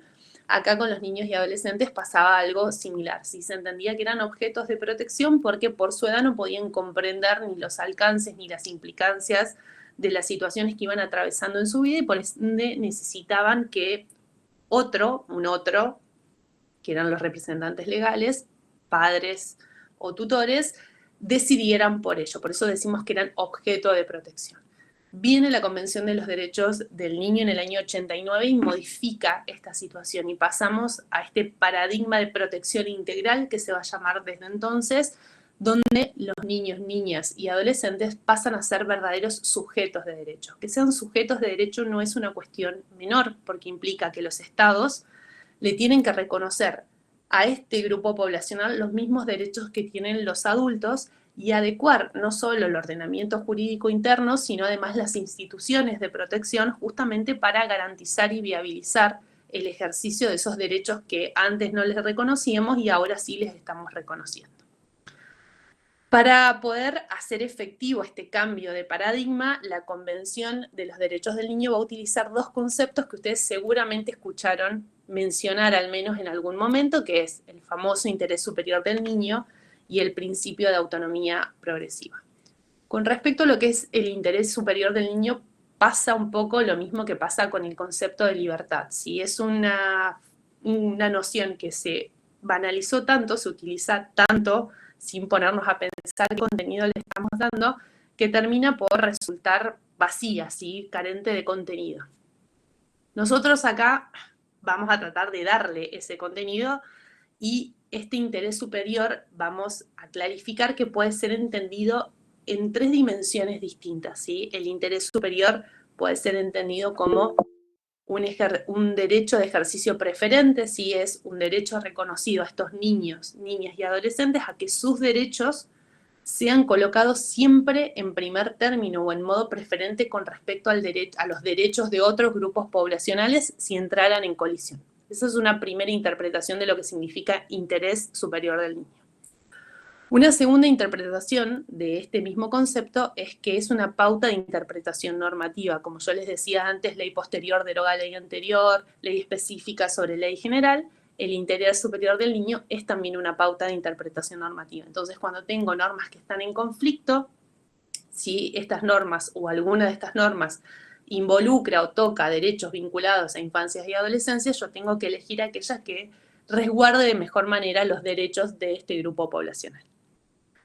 Y la última interpretación, y es acá donde ustedes se van a ver involucrados como futuros profesionales médicos, es una pauta de actuación y toma de decisiones. Y si yo tengo un dilema bioético, por ejemplo, en el cual están involucrados los derechos de niños, niñas y adolescentes y estoy barajando distintos cursos de acción posible, yo debiera elegir, conforme el interés superior, aquel curso de acción que resguarda de mejor manera el ejercicio de los derechos por parte de este grupo poblacional. Cuando decimos resguarda de mejor manera el ejercicio de los derechos, estamos pensando en ampliar el ejercicio de esos derechos, favoreciendo, como decíamos antes, la autonomía y la libertad por parte de los niños, niñas y adolescentes, ¿sí? Como resguardo de su dignidad. Eso por un lado. La segunda herramienta o el segundo concepto que va a utilizar la Convención es esta idea, de principio de autonomía progresiva. La idea central que esconde la autonomía progresiva es que los niños y adolescentes, a medida que aumentan su edad, van ganando discernimientos y capacidad de comprender cabalmente las consecuencias de los actos que puedan realizar, y entonces van ganando ejercicio autónomo de los derechos. Les vamos reconociendo cada vez con mayor amplitud la posibilidad de ejercer por ellos mismos los derechos que titulariza. Es una forma de buscar un punto de equilibrio entre la necesidad de reconocerles autonomía a estos grupos poblacionales y la necesidad de dispensarles algún tipo de protección, porque, como les decía antes, no podemos poner a negociar en un pie de igualdad, por ejemplo, un niño de 10 años con un adulto un boleto de compraventa de un vehículo. Sí, sería ilógico. Entonces, necesitamos de alguna manera ir buscando un punto de equilibrio entre cuánta autonomía le vamos a reconocer a estos niños, niñas y adolescentes y en cuánto vamos a limitarle el ejercicio para que sean ejercidos por otra persona o con otra persona, ¿sí? En forma conjunta. Y acá es donde aparece la innovación que trajo el Código Civil y Comercial en materia de actos de salud, porque justamente lo que hace el artículo 26 es prever específicamente cómo se va a otorgar el consentimiento, quiénes pueden otorgar el consentimiento para actos vinculados a la salud y al propio cuerpo en este grupo poblacional. ¿Sí? Entonces, lo que hace el artículo 26 es utilizar, de alguna manera, dos variables. Una variable que tiene que ver con la edad y entonces establece 3 franjas de edad y distingue, por un lado, lo que son los menores de 13 años, las personas que tienen de 13 a 16 y los mayores de 16 años. Y por otra parte, utiliza una segunda variable objetiva que tiene que ver con las características del acto médico, y esta variable va a jugar solamente en una de las franjas que ahora vamos a ver, que es de los 13 a los 16. Entonces, en la primera franja de edad, que son los niños que tienen de 0 a 13 años, el consentimiento informado va a tener que ser dado por el representante, ¿sí? Cuando decimos representante hablamos de los progenitores, los tutores, los guardadores y el adulto referente. ¿Esto implica que los desplazamos y no los escuchamos a los niños? No, ¿sí? Los niños tienen que ser parte del proceso del consentimiento informado, no pierden su derecho a ser informados, entonces tengo que adecuar la información que le voy a transmitir a estos niños acerca de lo que les está aconteciendo, pero y tengo que escuchar además su opinión al respecto, ¿sí? Entonces, informo y escucho opinión, pero en definitiva, quien decide si da o no da el consentimiento y lo materializa son los representantes. En la otra punta tenemos los mayores de 16 años, que de los 13 años en adelante los llamamos adolescentes, ¿sí? Menores de 13, el término correcto es niños, mayores de 13 son adolescentes. Los adolescentes mayores de 16 años para la legislación argentina equivalen a un adulto, ¿sí? A los fines de consentir actos en materia de salud e intervenciones sobre el propio cuerpo. Entonces, cuando son mayores de 16 años, el consentimiento informado lo va a dar ese adolescente solo, sin necesidad de complemento de alguien más, ¿sí? Ni sin necesidad de que sea sustituida su voluntad por alguien más. Y finalmente, la franja quizás más complicada sea la de los 13 a los 16, porque acá sí vamos a tener que hacer otra distinción, ¿sí? Cuando nos encontramos con adolescentes que están entre los 13 y los 15 años, ¿sí? Tenemos que distinguir si el tratamiento que se pretende realizar o sobre el cual se requiere que consienta o no consienta es invasivo o genera un riesgo para la vida o la salud o no. Si no es invasivo ni genera riesgo para la vida o la salud, el consentimiento informado lo da el adolescente por sí solo y nadie más. ¿Se les ocurre algún tipo de tratamiento, actuación médica que no sea de carácter invasivo y que un adolescente de 13, 14 o 15 años pudiera consentir por sí solo?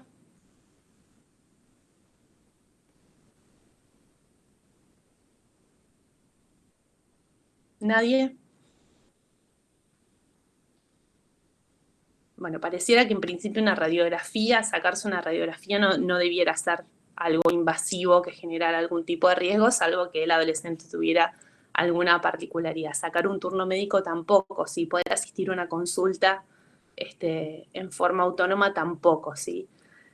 En cambio, cuando el tratamiento sí es invasivo o sí representa algún tipo de riesgo para la vida o para la salud, acá se va a requerir que el consentimiento informado sea dado por el adolescente con la asistencia de los representantes. Fíjense que el consentimiento sigue estando en cabeza del adolescente y lo que hacen estos representantes legales es de alguna manera convalidar o validar el consentimiento que ya fue dado por el adolescente, ¿sí?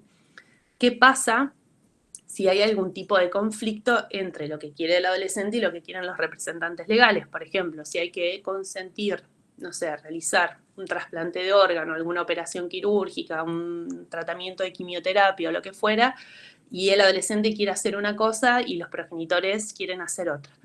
En esos casos, la resolución y la decisión final va a estar en cabeza de un juez, ¿sí? Que es quien toma la definición una vez que escucha al niño, al equipo médico tratante y define entonces sobre la base del famoso interés superior del niño. Bien, ¿hasta ahí dudas o consultas?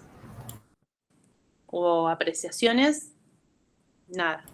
Vamos entonces con... Esto que decís, profe, ¿puedo hacer referencia a una película que creo que se llama... ¿Sí?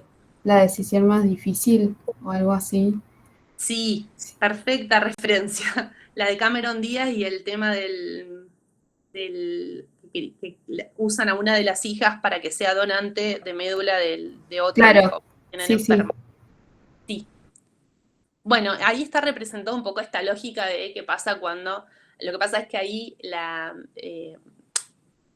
hija que es donante es muy chiquita, ¿sí? No nos entraría en el caso que estamos analizando porque tiene menos de 13, me parece, pero incluso en ese caso ahí lo llevaban a la justicia porque la niña quería hacer una cosa y los padres, o la madre en este caso, quería hacer otra. Y quien termina tomando la decisión respecto a si habilita o no la continuidad de esas extracciones de médula para ser trasplantadas es el juez. La misma lógica pasaría en esto que estamos viendo. Si hay una diferencia entre lo que quiere uno y lo que quiere otro, define un tercero que es un juez. Dejo de presentar yo entonces, me parece, para que luego puedas presentar el otro videito.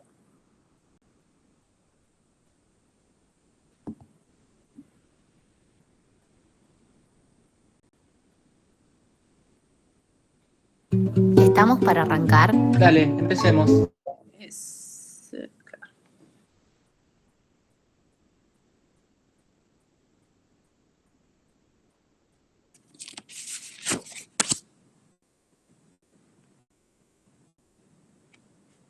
Ya veo que no se los mandé. A ver, ahí se los copio, si no de nuevo en el chat. No, ahí está. ¿Estamos para arrancar? Dale, empecemos. Grabando.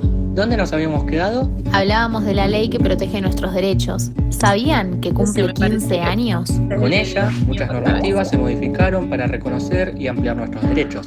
Nuestros derechos son indivisibles y están relacionados entre sí.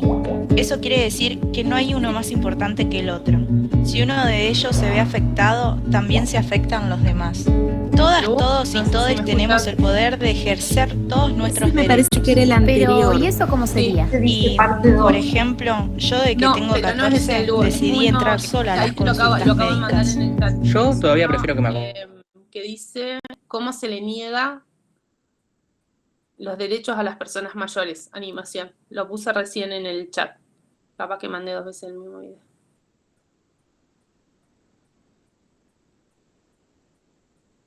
Y actitudes prejuiciosas hacia las personas mayores, derechos humanos, y debemos disfrutarlos en cada etapa de nuestra vida. Pero vivimos en un mundo de estereotipos negativos y actitudes prejuiciosas hacia las personas mayores y la vejez. El viejismo determina la discriminación y la negación de los derechos humanos en la vejez, en todos los aspectos de la vida. Estamos viviendo más tiempo. Esta es una de las principales historias de éxito del desarrollo global. Al observar una selección de países de todo el mundo y trazar el porcentaje de personas mayores de 60 años desde 1950, podemos ver que la proporción de personas mayores, como parte de la población general, está aumentando en todas partes. El tamaño de la burbuja representa el número real de personas mayores de 60 años. Si bien este cambio ocurrió gradualmente y durante muchas décadas en países como Australia y el Reino Unido, el cambio demográfico está ocurriendo mucho más rápido en países de ingresos bajos y medios, como Brasil e India, y la mayoría de los países está alcanzando rápidamente el mismo porcentaje de personas mayores que los países de ingresos altos. Nuestros derechos humanos no cambian a medida que envejecemos. Veamos algunos ejemplos. Casi la mitad de las personas mayores en el mundo no reciben una pensión, llegando a 3 de cada 4 en países de ingresos bajos y medios. Para muchos de los que sí reciben una pensión, el nivel de beneficios suele ser bajo e inadecuado. En los países de ingresos bajos y medios, las personas mayores de 60 años representan el 71% de las muertes por enfermedades no transmisibles. Pero los objetivos e indicadores mundiales excluyen a las personas mayores al centrarse en los grupos de edad más jóvenes. En estos países, más del 43% de las personas mayores vive con una discapacidad como resultado de una acumulación de riesgo de salud por enfermedades, lesiones y enfermedades crónicas a lo largo de la vida. Las personas mayores experimentan diferentes tipos de violencia y abuso, pero a menudo solo se recopilan datos sobre mujeres de hasta 49 años. Las personas mayores sufren un impacto desproporcionado durante las emergencias, pero solo el 2% del gasto humanitario responde directamente a las necesidades de las personas mayores. A las personas mayores se les niega el apoyo y la asistencia que necesitan a largo plazo. Solo el 5,6% de la población mundial vive en un país con legislación nacional que otorga derechos universales de asistencia a largo plazo. El actual sistema internacional de derechos humanos le ha fallado a las personas mayores. La discriminación por edad solo está explícitamente prohibida en uno de los 9 tratados de derechos humanos de la ONU. Las personas mayores siguen estando sujetas al viejismo y discriminación por motivos de edad, y se les niegan sus derechos. Proteger y promover los derechos de las personas mayores en las leyes y políticas nacionales y en una posible nueva convención de la ONU sobre los derechos de las personas mayores puede cambiar esta situación para crear un mundo donde todos disfrutemos de nuestros derechos, independientemente de nuestra edad y en cada etapa de la vida. Bien. Bueno, el videito ese es de una fundación que es HelpAge, que es a ver, compartir ahora, que justamente busca concientizar sobre estos inconvenientes que tienen las personas mayores. Y un poco la idea de mostrarles el video era justamente llamar la atención sobre algunas cuestiones que van apareciendo ahí, que tienen que ver con esta idea de que a medida que nos hacemos más grandes, a medida que envejecemos, eso no implica que vayamos perdiendo derechos humanos ni la posibilidad de ejercer por nosotros mismos los derechos humanos que titularizamos. Y hay esta idea que está instalada socialmente, vinculada un poco a este culto a la juventud que nos trajo esta era contemporánea, donde pensamos que las personas, por el hecho de envejecer, se van volviendo cada vez más débiles, y esa debilidad necesariamente se traduce en algún tipo de incapacidad que les impide tomar decisiones. Y es justamente por ahí esto lo que se trata de combatir a partir de distintas regulaciones, y es un poco lo que ponen sobre la mesa los autores que ustedes tienen para leer, ¿sí? Llamando la atención sobre dos cuestiones puntuales. Por un lado, esto que marcaba el video, que hay un factor que es demográfico. Vivimos cada vez en una sociedad más envejecida, ¿sí? Cada vez mayor la esperanza de vida, y esto sumado al crecimiento poblacional hace que sea un elemento que vamos a tener que empezar a considerar, ¿sí? La vejez es una etapa a la cual nos dirigimos todos inexorablemente si tenemos la fortuna de llegar. Entonces es necesario ponernos a reflexionar cómo queremos atravesar esa etapa, cómo queremos ser tratados y ejercer nuestros derechos durante esa etapa, ¿sí? Siendo conscientes de la vulnerabilidad que puede implicar ese aumento en la edad, pero no dando por sentado que eso implica dejar de lado o restringir la autonomía de las personas. Y por otra parte, este factor sociocultural, que era lo que mencionaba recién. Y acá hay una frasecita de María Casado, que es la autora que ustedes también tienen para leer en un tramo de la ficha y en la bibliografía obligatoria, que ya justamente marca que apoyar y ayudar no faculta sustituir.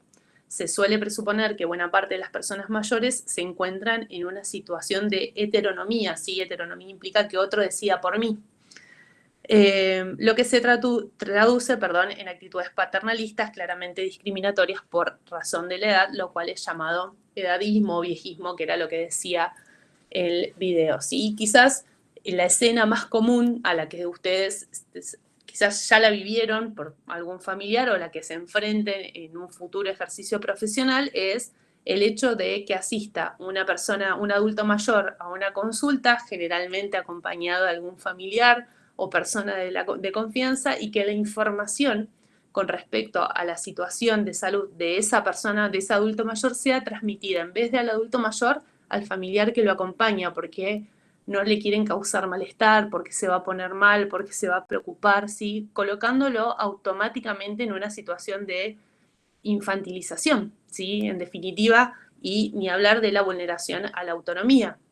O que en el marco de una consulta se dé por sentado que el adulto mayor quiere ingresar o va a ingresar con la persona que lo está acompañando sin preguntarle previamente si desea o no desea ingresar acompañado, ¿sí? Todas esas pequeñas actitudes, esos pequeños detalles hacen a la preservación de la autonomía y de la dignidad de las personas, ¿sí? Y por ahí acá el parámetro que tenemos que tener presente es: si yo me comporto con un adulto mayor, con un niño, niña o adolescente, o con una persona con discapacidad, de una forma distinta de lo que me comportaría con cualquier otra persona, y ese comportamiento diverso está fundado solamente en su condición o sus características, tengo que prestarle atención a esa conducta y ponerme a reflexionar unos minutos antes de llevarla a cabo, porque probablemente está atravesada por algún tipo de sesgo o prejuicio y desencadene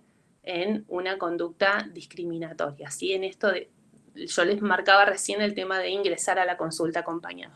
Probablemente si cae cualquier otra persona adulta, yo le voy a preguntar antes de hacerlos ingresar si quiere ingresar o no con la persona que lo está acompañando. Probablemente esa misma persona me diga: yo voy a ingresar con mi hijo, mi pareja, mi hermano, o lo que sea. Si yo no tengo esa misma actitud con un adulto mayor, o no lo tengo con un niño, no lo tengo con una persona con discapacidad, y doy por sentado que por ser niño, adulto mayor o persona con discapacidad, necesariamente va a entrar acompañado a la consulta, entonces ahí hay una conducta que es de tipo discriminatoria, ¿sí? Porque estoy estableciendo una forma de comportamiento y una prestación de servicio diferenciada en función de condiciones sin brindar a todos esa igualdad en el trato.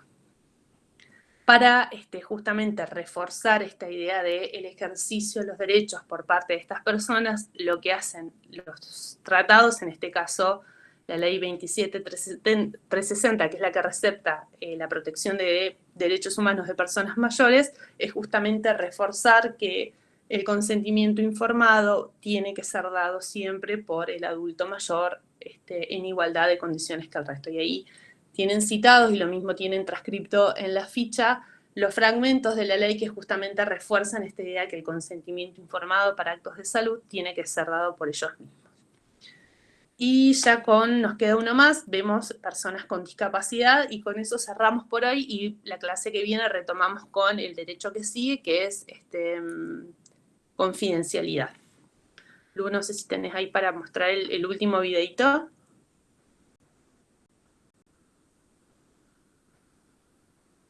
¿Se ve? Sí, sí.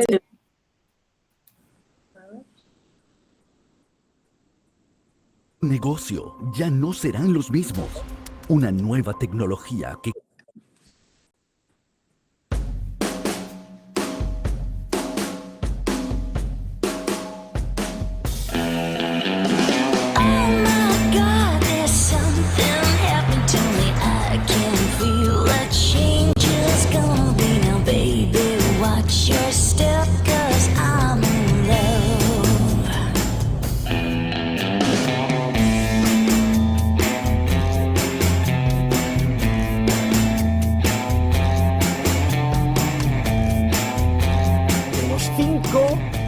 te devuelvo 50 y 20.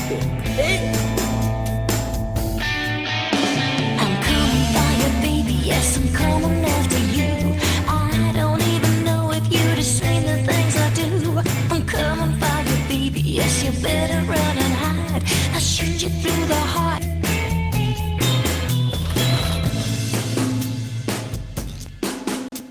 Es por ahí todo recto.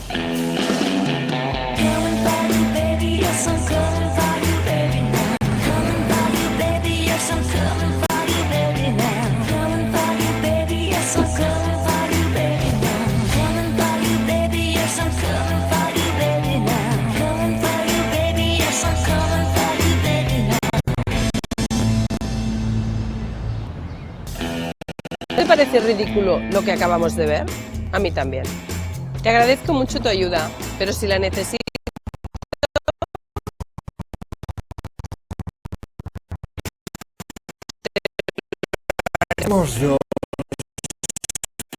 Yo no estuviera.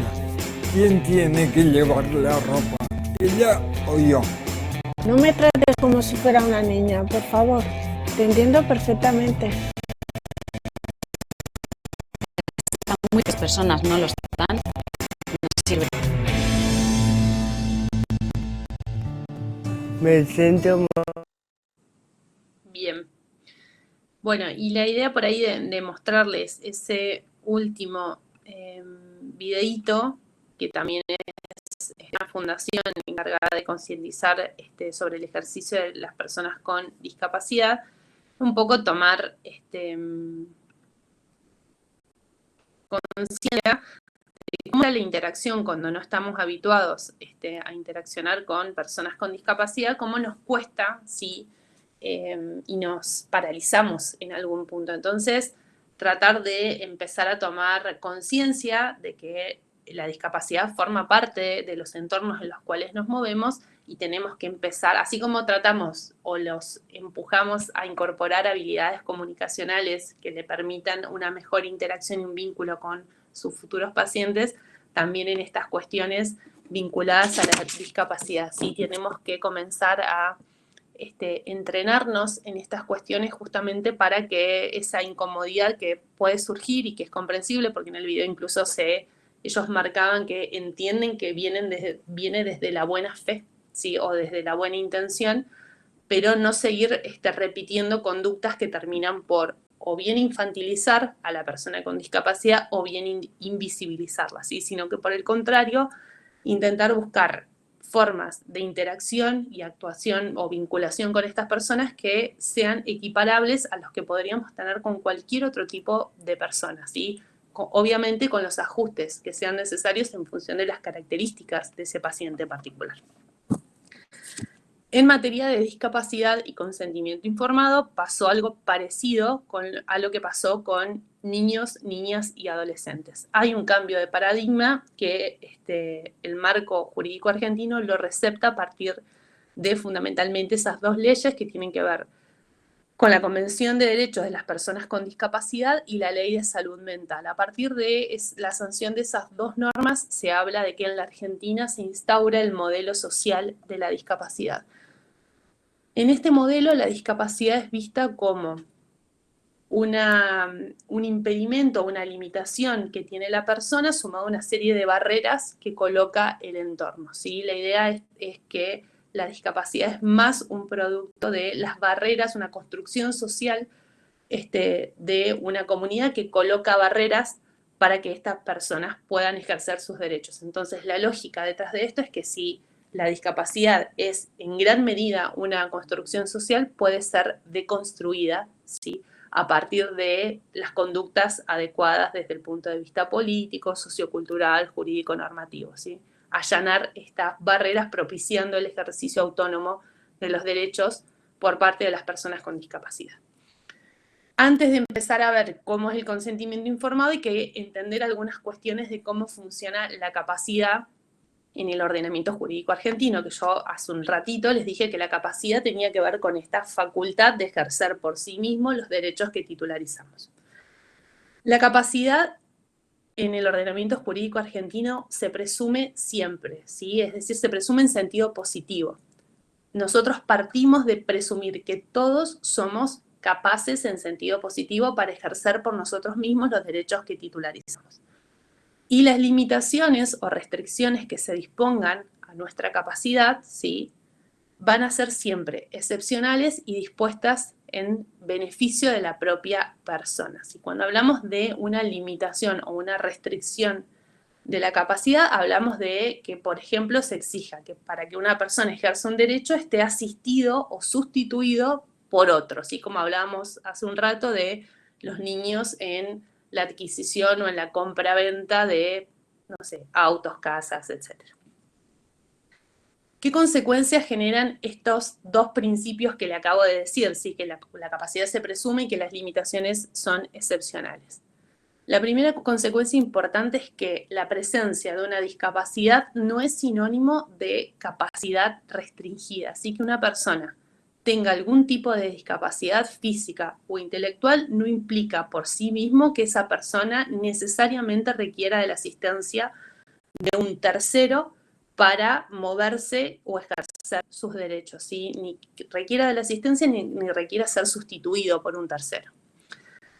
Y la segunda consecuencia es que cuando efectivamente aparecen estas restricciones, ¿sí? Porque son dispuestas por un proceso judicial específico que se llama proceso de restricción de capacidad, es decir, es necesario que para que haya una restricción de capacidad haya pasado un proceso judicial donde un juez dice a esta persona le vamos a restringir la capacidad en tal o cual sentido y para hacer este tipo de actos, como por ejemplo, no sé, adquirir bienes, dar un consentimiento informado, va a requerir estar asistido de, eso es una restricción de la capacidad porque el juez me está diciendo que yo solo no puedo ejercer mi derecho, sino que necesito un complemento externo. Romy, justo acá tengo, perdón, justo acá tengo una sentencia de restricción de capacidad, como para que se entienda concretamente qué es lo que determina el juez, y tiene como 4 puntos, la sentencia tiene toda una descripción y se pasa por una serie de instancias evaluativas, de juntas interdisciplinares, no solamente juntas médicas, sino también asistentes sociales, psicólogos y demás. Tiene el diagnóstico, la conclusión del fallo, la fecha, el pronóstico de la persona, es decir, si esta capacidad va a ser limitada por un tiempo o con un pronóstico peor y va a ser más larga. Se especifica qué régimen es aconsejable para la protección y asistencia de la persona presuntamente incapaz, la necesidad de internación o no, las funciones que puede realizar por sí mismo. Sí. Y acá dice, puede realizar determinadas cuestiones por sí mismo y ahí no autoriza al quien tutela a ejercer, o sea, a actuar en nombre de esa persona, y se sugieren los apoyos y las salvaguardas que necesita por parte del sistema de salud. Sí. Por ahí para Perfecto, yo justo lo ahí tenía abierta una también que el año pasado la había llevado, que es básicamente esa lógica que acaba de describir Lucía, ¿sí? Las sentencias de restricción de capacidad hacen todo un relato de los hechos, de las distintas instancias por las cuales se pasa, y esto termina, ahí yo después, cualquier cosa lo volvemos a ver la clase que viene un poco más de entretenimiento y les cuento qué pasó en este caso. Explica lo que es un sistema de apoyo y llega a la parte del resuelvo, se pone así. En este caso era una revisión. Las sentencias de restricción de capacidad además no son ad eternum una vez que se dictan, sino que les obligan a los jueces a cada 3 años revisar esa restricción de capacidad para ver si hubo modificaciones o no. En este caso que les estoy mostrando acá, justamente hubo una modificación. Había una restricción mayor, y después, a los 3 años, advierten que esta persona había ganado autonomía y es lo que resuelven en la sentencia. Entonces, mantienen la restricción solo para realizar actos de disposición de bienes y actuar en juicio y le modifican, por ejemplo, las cuestiones de salud. Esta persona antes requería de un sistema de apoyo también para brindar el consentimiento informado, ahora vamos a ver cómo se hace eso, y acá al cabo de 3 años, a partir de las evaluaciones que se hicieron y la prueba que se había acompañado, la jueza concluye que eso ya no era necesario y que esta persona podía realizarlo solo en tanto y en cuanto estuviera acompañada, asistida, si ella lo requería.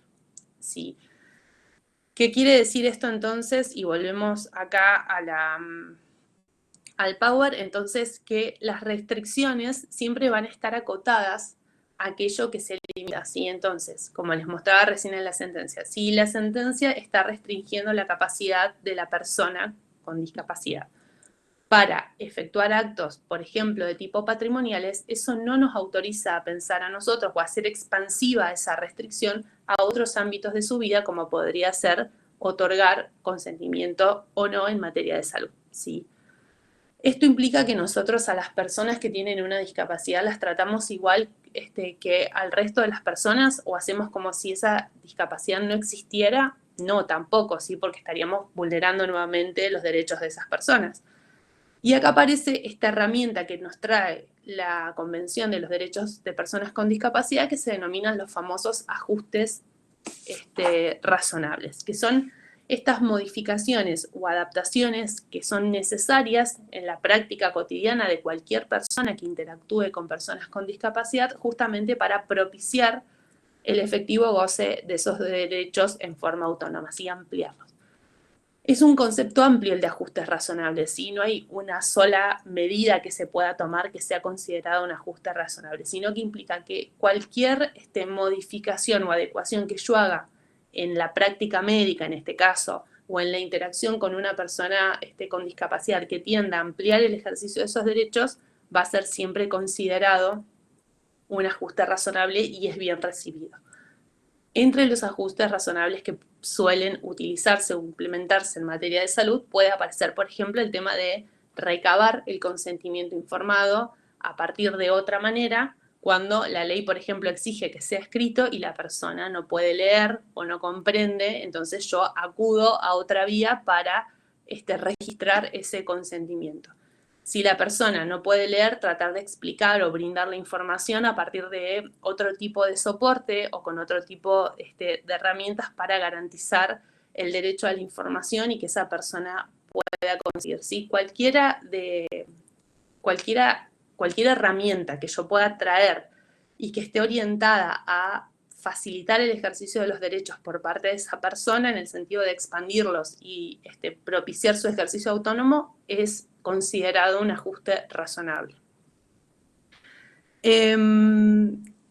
¿Cómo se brinda entonces el consentimiento informado en personas con discapacidad? Y acá tendríamos que hacer 3 distinciones. Así como los niños, niñas y adolescentes distinguíamos 3 franjas de edad, acá vamos a distinguir según la persona con discapacidad.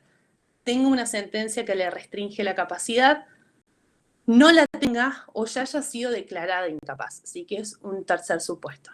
Si la persona es una persona con discapacidad y no se dictó, no atravesó ningún proceso de restricción de discapacidad y no hay sentencia que restrinja la capacidad, esa persona para mí es igual que un adulto cualquiera, si entonces el consentimiento informado lo va a dar esa persona. Con los ajustes obviamente razonables que se requieran para el caso, para que esa persona pueda comprender la información y manifestar su voluntad.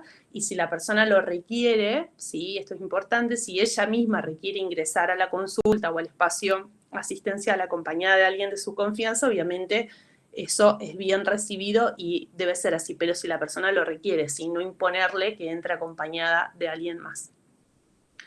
Si la persona tiene una sentencia de restricción de capacidad, entonces vamos a tener que ver los términos de esa sentencia y ver qué tipo de restricciones se le imponen. Si es solo para, como decía recién, para el ámbito patrimonial, yo en salud no hago nada y opero como en el supuesto anterior. Si para los actos de salud se requiere de que venga, por ejemplo, asistido, complementado ese consentimiento por una tercera persona, que puede ser un familiar, un amigo, una persona de confianza, entonces el consentimiento se va a recabar de esa manera.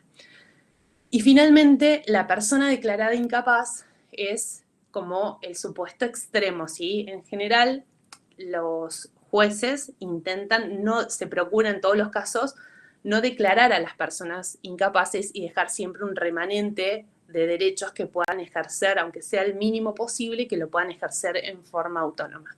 Se piensa en los supuestos de incapacidad para aquellas personas que no tienen posibilidades de interactuar con el medio. Entonces, en aquellos casos extremos, como por ejemplo, el típico supuesto de la persona que queda en estado vegetativo persistente, que no puede interactuar con el medio ni con el resto de las personas, ahí sí se va a designar, se lo declara incapaz a esa persona y se designa un representante que sustituye la voluntad y actúa en su representación, así como pasa con los niños menores de 13 años, que era lo que veíamos antes, ¿sí? Y hasta acá lo de hoy.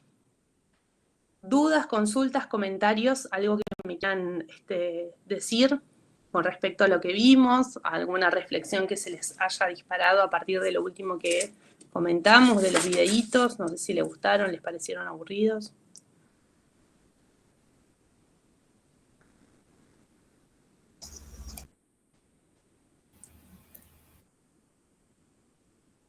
Chicas, hablen. Araceli, Aluen, que la vi que activaron el micrófono 2 minutos. ¿Algo que me quieran comentar? No. No, tal vez agregar el último video me pareció muy bueno y creativo también, porque al principio no lo entendí y me parecía raro porque las personas miraban hacia el Señor y bueno, obviamente después al final entendía. Y estaba bueno como introducción al tema también, después de todo lo que fuiste hilando, profe. Bueno, me alegro. La idea es buscarle videito para que no sea tanto, si no es puramente expositivo y por ahí cuando es más difícil trabajar casitos cuando estamos así virtual. Bueno, para no retenerlos más, paso en limpio. La próxima clase están colgados en Perco y si no llegan a estar visibles, pero creo que estaban, ahí creo que son 3 casitos. Rodrigo, Fernández y Mariana me parece que tienen para analizar en esta unidad. Vayan leyéndolos. Piensen las respuestas a las consignas y la clase que viene empezamos viendo eso y vamos a trabajar todo lo que queda, que es derecho a la asistencia médica de calidad, todo lo que es secreto profesional y confidencialidad, y vamos a ver también lo que es salud mental.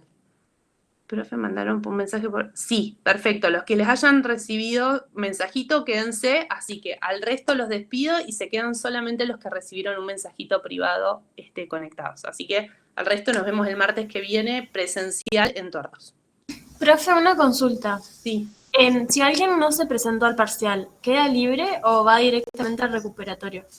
Si alguien no se presentó al primero, tiene que rendir el segundo, le tiene que ir bien en el segundo para acceder al recuperatorio del primer parcial. Ah, ok. Buenísimo, gracias. ¿Listo? Bueno, Dale, gracias, profes. Nos vemos. adiós, al resto nos vemos, me quedo solamente con los que Chao, chao. recibieron mensajes. Chao, chao. Chicas, yo tendría que irme ahora 5:00 son 5:30. Nos escribimos en un ratito, ¿les parece? Listo. Listo, ahí yo les escribo. Estoy pensando que, bueno, yo dejo la sesión iniciada, cualquier Claro. cosa. Bueno, ustedes ciérrenla. Por las Dale. dudas, yo la cierro. Bien. Porque se nos va a caer, si no. Hola, profe, ¿se me escucha? Hola, Sí, Fernando. Fernando, ¿cómo estás? Sí, yo solo quería consultar una duda que tenía. ¿Por qué cuando pasaron las notas dice, Yo, porque no debo sé si haber leído entendieron mal mal. mi nombre o... fue eso. Puede ser, sí, Sí, yo leí porque... tu mensajito y lo puse, me lo anoté cuando volcaba las notas en el Drive porque Ok. entendí que era Facundo, pero después no encontraba ningún Facundo, así que di por sentado que debía ser vos y lo puse así, pero ya está aclarado el tema. Recibí tu mensajito, no te pude contestar, pero ya lo vamos a Bueno, aclarar. perfecto. Eso, muchas gracias. Que tengan Listo, buena adiós. tarde. Hasta luego. Chao, Fernando, te cambiamos el nombre. Sí, gracias. Hasta luego. Chao, chao. Bien, entonces, tengo acá Abril, Brisa, Alexis, eran 4 nada más, ¿no? Sí, Lu? son 4. Liuki de Siuek, creo que es el apellido. Abigail, Dorado y una más, que no me acuerdo. Liuki, Guisardi, ¿puede ser? Sí, puede ser. A ver, dice Guisardi, Liuki, A ver, Brisa, abro. ¿no? Sí, abro el González, email porque 3 me contestaron. El único que... Dorado. Yo para a los que no están y que me parece que ya no están conectados. Profe, yo soy Andrade y a mí me habían contactado también por mensaje porque Sí. yo había tenido 58. Ludmila. Sí. Bien. Ella es Ludmila Andrade. Perfecto. Bueno, creo que hay un par más, Abril no. pero no los puedo sacar para... Chicos, les comento entonces, a los que les mandamos mensajitos son aquellas personas que tenían menos de 60, pero por una respuesta incorrecta. Así que tenían 57 algo, 58 y algo, ¿sí? No era que habían desaprobado porque tenían más respuestas incorrectas. La idea con ustedes va a ser la siguiente, comentarles esto. Van a pasar como aprobados porque tienen una sola respuesta incorrecta, entonces les vamos a computar 60 en el primer parcial, no van a ir a recuperatorio por el primer parcial, pero la advertencia y la recomendación es en el segundo parcial les tiene que ir mejor, ¿sí? Porque ya en el segundo parcial, si vuelve a replicarse esta situación, no va a pasar lo que pasó en de convalidar eso de un puntito más y los pasamos como aprobados, ¿sí? Buenísimo, profe, muchas gracias. Sí, Perfecto. Gracias, profe. Listo, así que por favor el compromiso de todos de que en el segundo parcial va mejor. Dale, muchas gracias, profe. Muchas gracias, profe. Nos vemos. Chao, profe. Gracias, profe. Adiós. Y ahora quedó Ana, pobre. Se va a quedar sola. Bueno, a ver, me parece que siguen quedando y no sé, me parece que no nos deja sacarlos. A ver. No, solamente el administrador creo que los puede sacar. Bien, entonces... Que sería Anita. Claro. Bueno, Bueno, si ya no- nos despedimos nosotros también y les hablo por el grupito de... Así terminamos de definirlo de esta noche y les hablo por el WhatsApp. Porque no sé si están o no están el resto que quedó ahí. Así que ahora les hablo por WhatsApp. Chau, chicas. Dale, chao, chao.